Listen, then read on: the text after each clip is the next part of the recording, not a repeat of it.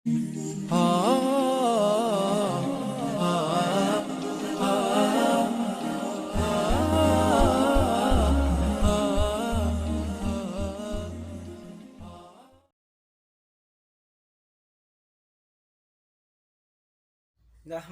ونصلي ونسلم على رسوله الكريم اما بعد۔ پاکستان اسلام کے نام پر قائم کیا گیا ہے اور لا الہ الا اللہ کی بنیاد پر اس کو بنایا گیا ہے۔ اب اس کے اندر اسلام کیسے نافذ ہو، ہر ایک کی چاہت یہ ہے کہ کسی طرح اسلام اس میں آ جائے، لیکن حکومت اس بات پر سنجیدہ نہیں ہے کہ یہاں پر اسلام کے نفاذ کی کوشش ہو، سود سے اس ملک کو پاک کیا جائے، فحاشی اور عریانی کا خاتمہ کیا جائے۔ لیکن بہرحال اس کے لیے کیا کوشش کی جائے؟ سب سے آسان حل، جس کو حدیث پاک میں فرمایا، الا کلکم راعٍ وَكُلُّكُمْ مَسْئُولٌ عَنْ رَعِيَّتِهِ، کہ تم میں سے ہر ایک نگہبان ہے اور اس کے ماتحتوں کے بارے میں سوال کیا جائے گا۔ اگر ہر کوئی اپنے گھر میں جس طرح جھنڈا لگاتا ہے، جھنڈی لگائی جاتی ہے، تو اگر وہ اپنے اپنے گھر میں اسلامی تعلیمات کو عام کرے، اللہ تعالیٰ کے احکامات کی خود بھی پیروی کرے اور گھر والوں کو بھی اس پر متوجہ کرے، خود بھی رسول پاک صلی اللہ علیہ وسلم کی تعلیمات پر عمل کرے اور گھر والوں کی بھی ذہن سازی کر کے ان کو رسول اللہ صلی اللہ علیہ وسلم کے طریقے پر لگائے، اپنی اولاد کی تربیت کرے، تو انشاءاللہ اگر سارے گھر والے اپنے گھر میں ایسی محنت کریں گے تو ہر گھر ایک اسلامی ملک بنے گا، ہر گھر ایک پاکستان بنے گا۔ پھر ایک وقت آئے گا کہ جب سارے گھروں میں اس کے اثرات پہنچیں گے، ایک ماحول بنے گا، پھر حکومت سے مطالبہ کرنے کی ضرورت نہیں ہوگی، بلکہ حکومت مجبور ہوگی کہ جب سارے لوگ دین اور شریعت پر چلنے کے لیے تیار ہیں اور چل رہے ہیں تو پھر ان کے لیے رکاوٹیں ختم ہوتی چلی جائیں گی۔ اب انسان دو چیزوں سے بنا ہوا ہے، ایک انسان کا جسم ہے، ایک انسان کی روح ہے۔ انسان اپنے جسم کی ضروریات کے لیے 8 گھنٹہ 12 گھنٹہ کام کرتا ہے، فیکٹری میں جاب کرتا ہے، لیکن روح کی ضرورت پوری کرنے کے لیے اس کے پاس وقت نہیں ہے۔ اسی طرح اپنی اولاد کی جسمانی ضروریات پورے کرنے کے لیے سر توڑ کوشش کرتا ہے، لیکن اولاد کی روحانی ضرورت پوری کرنے کے لیے کوئی محنت، کوئی کوشش نہیں۔ تو ہمیں سب سے زیادہ روح کی ضرورت پوری کرنے کی ضرورت ہے۔ اللہ تعالیٰ نے انسان کو مٹی سے بنایا، جسم کو، اس لیے اس کا انتظام مٹی سے کیا، اور اللہ تعالیٰ نے روح اپنے حکم سے بنائی، اس لیے اس کی ضرورت آسمان سے پوری کرنے کے لیے قرآن کا اور دیگر کتب سماویہ کا نزول فرمایا تاکہ روح کی ضرورت اللہ تعالیٰ پوری کر دیں۔ تو اب روح کی ضرورت پوری کرنے کے لیے جس طرح جسم کی ضرورت پوری کرنے کے لیے 8 گھنٹے 10 گھنٹے 12 گھنٹے لگائے جاتے ہیں،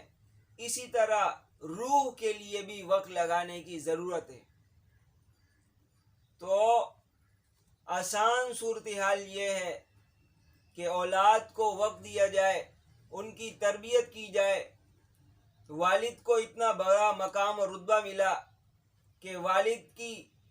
رضا میں اللہ کی رضا ہے، والد کی نافرمانی میں اللہ کی نافرمانی ہے۔ تو اتنا بڑا درجہ والد کو اسی وجہ سے دیا گیا ہے کہ وہ اپنی اولاد کی تربیت کرے اور اولاد کی تربیت کر کے اس کو اسلام کا اور اللہ اور اس کے رسول کا غلام بنائے، اس کا تابع دار بنائے، تاکہ وہ اللہ کے حکموں کو نبی کریم صلی اللہ علیہ وسلم کے پاک طریقوں پر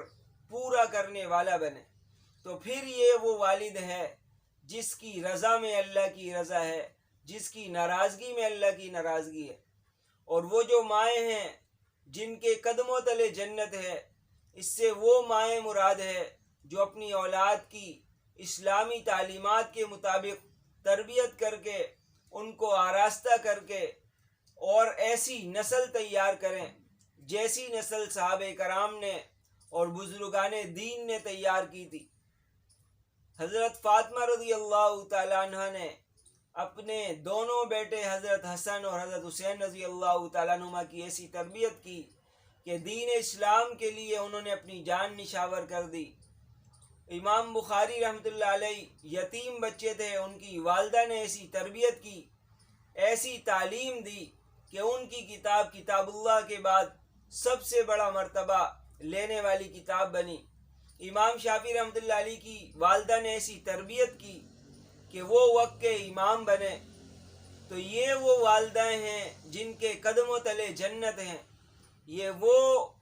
مائیں نہیں ہیں جن کے پاس اولاد کو دینے کے لیے وقت نہ ہو اور اولاد کی تربیت کرنے کے لیے وقت نہ ہو۔ تو اس کی آسان سی صورت یہ ہے کہ خواتین گھروں کے اندر کسی معلمہ کا انتخاب کریں اور اتوار والے دن یا جس دن فراغت ہو، ایک دو قرآن کی آیت سیکھ لیں، ایک دو احادیث مبارکہ سیکھ لیں، ایک دو رسول پاک صلی اللہ علیہ وسلم کی سنتیں سیکھ لیں، اور پورے ہفتے اس کے مطابق گھر کے ماحول کو بنانے کی کوشش کریں۔ مرد حضرات جس دن بھی چھٹی ہو، اتوار کے دن یا جمعے کے دن، امام سے تھوڑا سا وقت لے، ایک دو آیت سیکھ لے، ایک دو احادیث مبارکہ سیکھ لے، ایک دو سنتیں سیکھ لے، اور گھر میں آ کر اپنے سارے ماتحتوں کو اس پر تیار کرے۔ اسی طرح جو فیکٹری کا مالک ہے وہ بھی اپنی فیکٹری کے اندر اس کا انتظام کرے کہ روزانہ کی بنیاد پر یا ہفتے میں ایک دن یا دو دن کسی عالم کو متعین کرے کہ وہ کچھ آیتیں بتائے، اس کی تشریح اور تفسیر بتائے، ایک دو احادیث مبارکہ بتائے، ایک دو سنتیں بتائے، تاکہ آہستہ آہستہ سارے لوگ اسلامی تعلیمات کے مطابق چلنے کے لیے تیار ہوں۔ جب اس نہج پر تربیت کی جائے گی تو پھر ہوگا کیا کہ جب یہی نسل آگے بڑھے گی، یہی پھر جج بنے گی،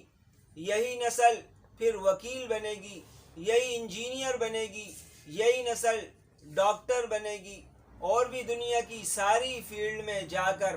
یہ اسلامی تعلیمات کے مطابق اس فیلڈ کو اپنائیں گے۔ پھر آہستہ آہستہ یہ ملک خود بخود اسلامی ملک بن جائے گا، شریعت کے تابع دار ملک بن جائے گا۔ پھر بیوروکریسی میں جا کر یہ لوگ محنت کریں گے تو وقت آئے گا کہ وزیر اعظم اور صدر اور سارے وزراء سارے کے سارے شریعت کے تابع ہوں گے۔ تو جس طرح پورے ملک کے اندر اسلام کو نافذ کرنے کی محنت کرنا ضروری ہے، اسی طرح گھر کے اندر نافذ کرنا ضروری ہے۔ پورے ملک پر تو مجھے اور آپ کو اختیار نہیں، لیکن اپنے گھر پر، اپنی فیکٹری پر ہمیں اختیار ہے، تو وہاں پر یہ بھرپور طریقے سے اس طرح کی محنت کریں۔ انشاءاللہ وہ وقت قریب ہے کہ جب سارے لوگ اسلامی طرز کے مطابق زندگی گزارنے والے ہوں گے، اور ایک وقت آئے گا کہ پاکستان کے لیے جو 20 لاکھ لوگوں نے، خواتین نے، بچوں نے جو قربانیاں دی ہیں، اور اس کے پیچھے بڑے بڑے علماء کرام نے قربانی دی ہے، ٹیپو سلطان، سراج الدولہ اور بے شمار بڑے بڑے بادشاہوں نے قربانی دی ہے، ان سب قربانی کے ساتھ وفاداری ہوگی کہ انہوں نے اسلام کے لیے، اسلام کو نافذ کیا، اس کے لیے قربانیاں دی۔ ہم جو ہے انشاءاللہ اگر لا الہ الا اللہ کی بنیاد پر